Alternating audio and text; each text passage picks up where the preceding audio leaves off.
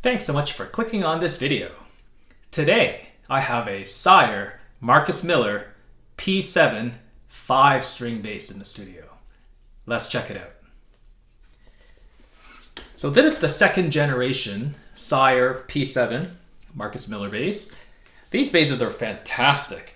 And in terms of value and performance for money, I think these are pretty hard to beat. So this features an ash body, mated to a one-piece maple neck. It has a bound maple fingerboard with the pearl inlays.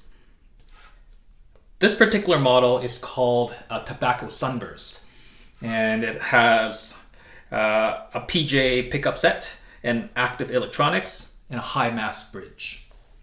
They also have traditional Fender style open geared tuners. This is going to be a bit of a double demonstration because on this bass we also have the DR Black Beauties strings, gauges 125 to 45. This bass belongs to a friend of mine, and he's quite happy with this combination of the Sire P7 and the DR Black Beauties. And I'll get to why that is in a little bit. But first, let's hear the sounds. For today's tonal demonstration, I'm going to completely bypass any amp simulations and cabinet simulations. So what you're hearing is the bass direct to the board. First, let's talk about the controls. This is a dual pot, and on the top is a volume. On the bottom, we have a traditional vintage tone control. This is a pickup balancer, and then we have treble, boost and cut, mid, boost and cut, and the bottom knob is a frequency selector. And over here we have bass, boost and cut. Let's start with the bass in passive mode. So the switch is down, and we'll start just hearing the P pickup. So I'm going to turn the blend that way, and let's start with the volume all the way up and the tone wide open.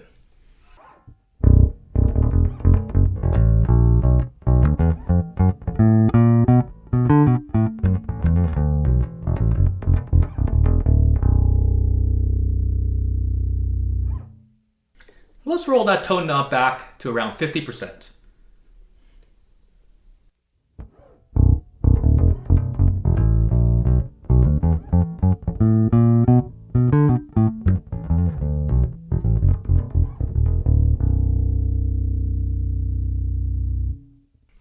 Now let's roll the tone knob all the way off. We're only listening to the P pickup right now.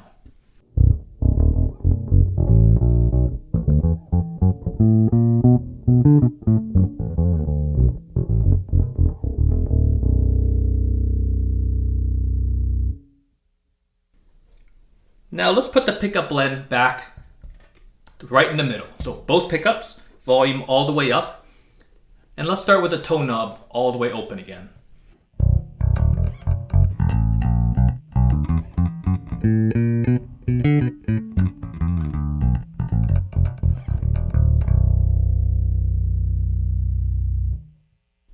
Let's decrease the tone to about 50%.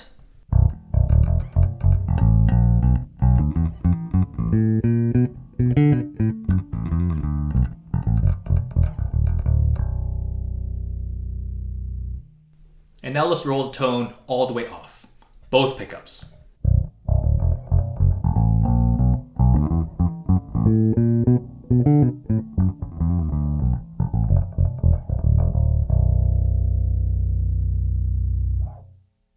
Now let's roll the pickup selector to the bridge. So bridge pickup only, volume all the way up. Let's start with the tone wide open.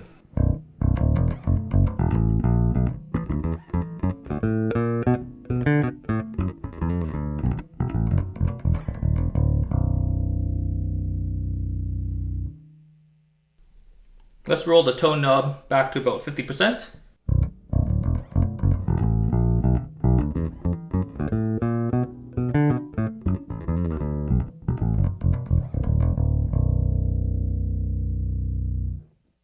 And now with the tone knob all the way off, bridge pickup only.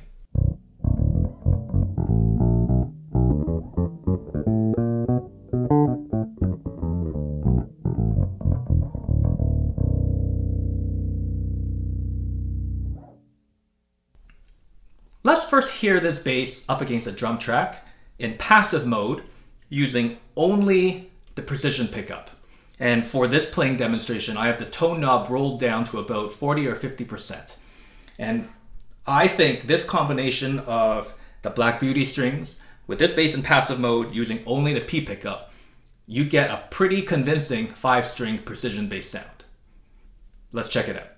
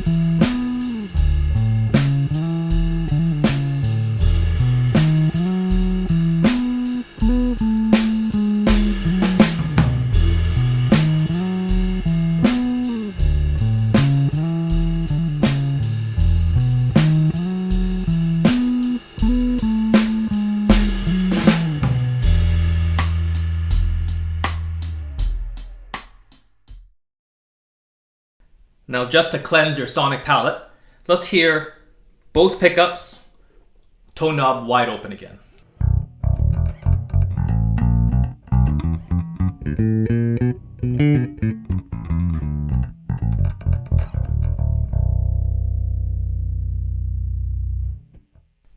Let's engage the active preamp. So now that's active.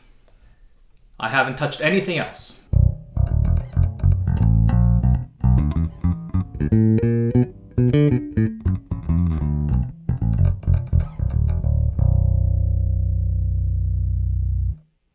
So I am very happy to report that with the EQ flat, switching between active and passive mode, there is not a big volume difference at all. For me, that is a very important feature. All too often, when you switch a bass into active mode, you get a several dB boost, and that drives me nuts. So I'm quite happy that the output is pretty much the same between active and passive mode. Let's give it a little bit of a treble boost. Here's both pickups, boosting the treble.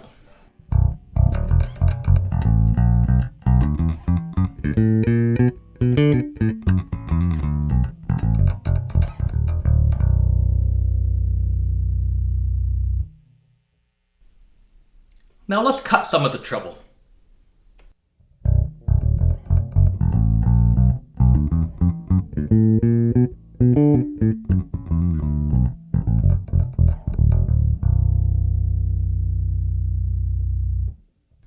Let's boost the bass.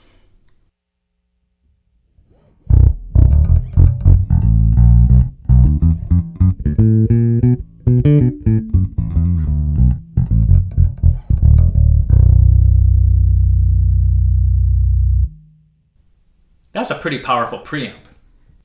Let's put that back to neutral. Now here, the mids, you have an option of boosting or cutting, and you have a frequency selector on the bottom. So let's start with the high mids.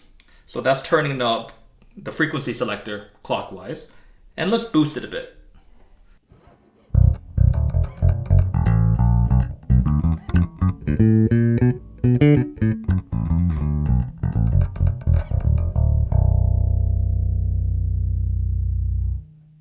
Let's put the frequency selector back in the middle position, and we still have the mids boosted.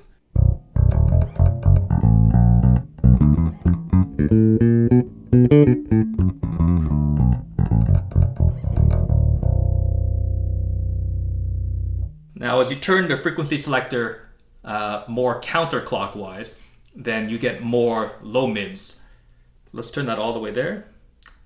Still boosted.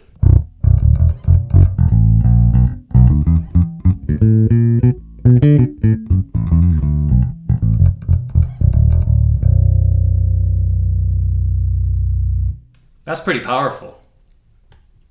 Where I think on this preamp the bass sounds the best is with all three bands slightly boosted. Not super hyped, but just subtly boosted. So if we're talking about hours on the clock, I am boosting no more than 1 to 2 hours.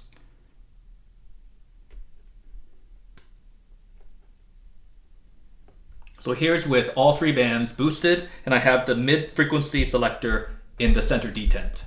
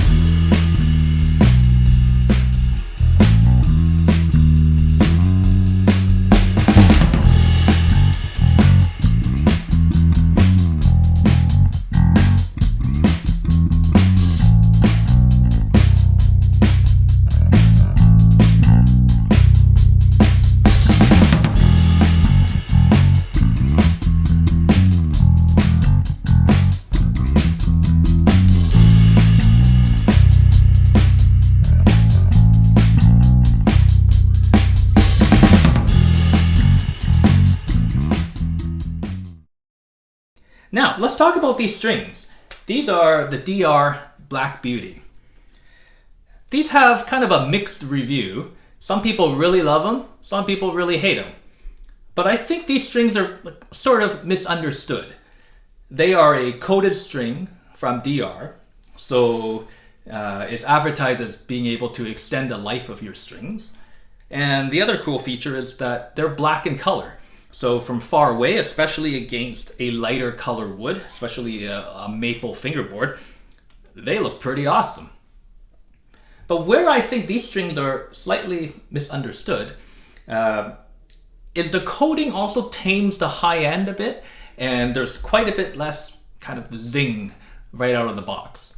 But I think that can be used to your advantage, especially on an inherently bright bass like this Sire P7.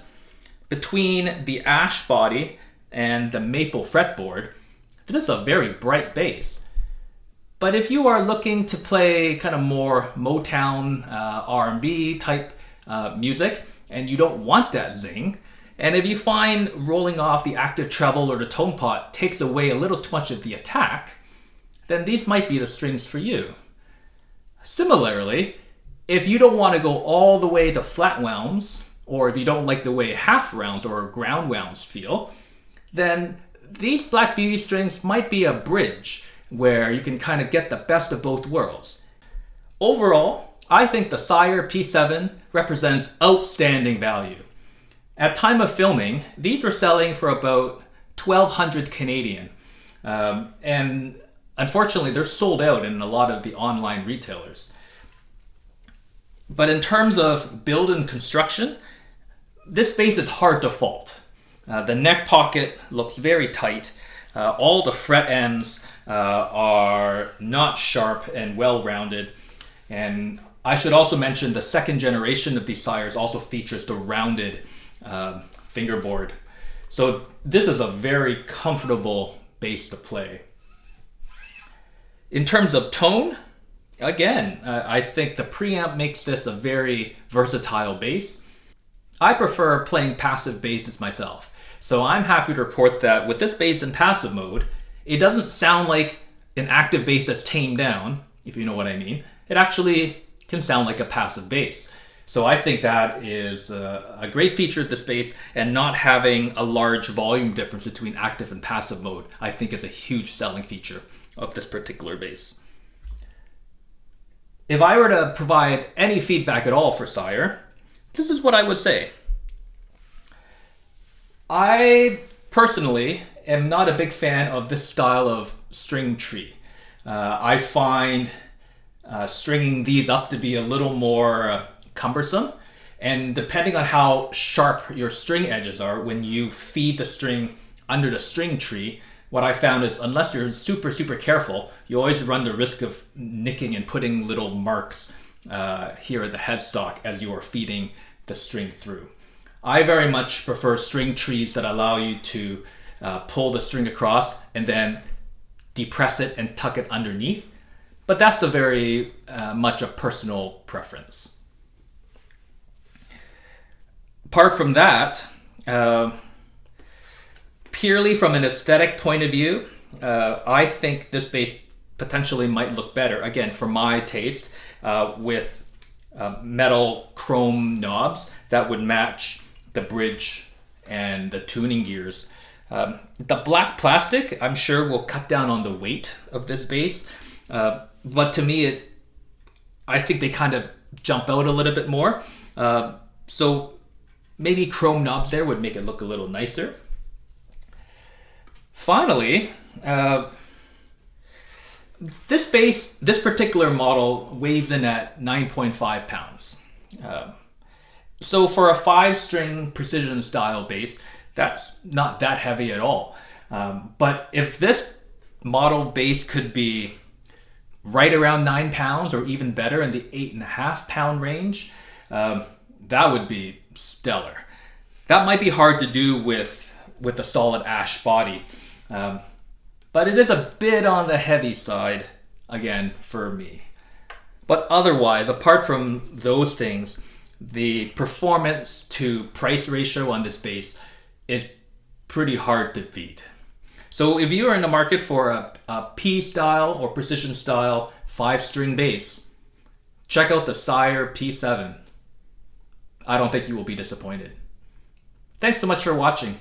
I hope you enjoyed this video. Until next time.